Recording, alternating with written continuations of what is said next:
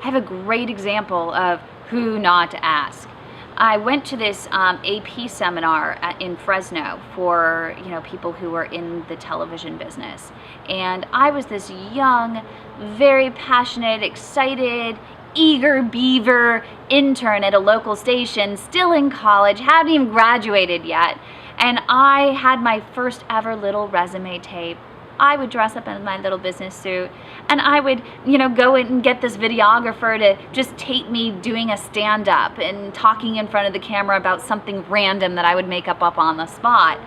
And I went down to this seminar, and they had a news director that was reviewing tapes. Well, turns out this was the most egotistical news director of any in the market. That he loved his position.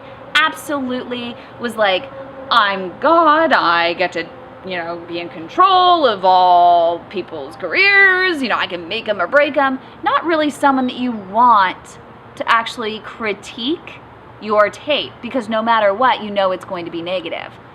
He popped my tape in for 30 seconds, took it out and threw it against the wall, and he's like, who do you think you are, some sex pot? You'll never make it in this business.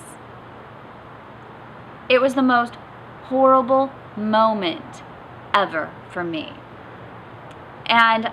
But I actually, in that moment, was so shocked, was like, who the heck is this guy? Like, I can feel disappointed, but I'm more like shocked. And it turns out that not feeling that disappointment, that hurt in that moment, really helped me, because one of the ladies that was there also, she was like, that's ridiculous. So she was just as shocked as I was. We decided to feel shock versus like hurt. And so she came over and she was like, I'm taking you out to go make you a new tape. And so she helped me make this amazing resume tape for free, which is unheard of.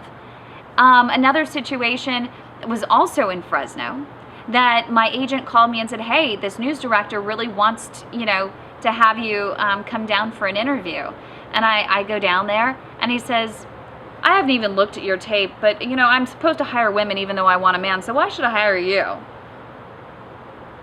It's like, do you think I really want a woman on this desk? And he pops my tape, and he's like, and really, like 2 years experience, like you can't even speak slowly enough for someone to understand what you're talking about. Pops the tape out. He's like, okay, goodbye.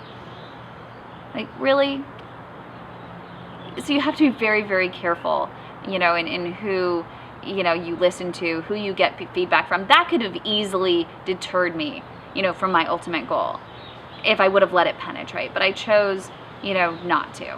But it just made me be even more careful not to just go to any interview, not to just talk to just anyone, to be a little bit more protective of myself and make sure of how I was feeling inside before I would walk into any situation and what I was looking for and what would make me happy.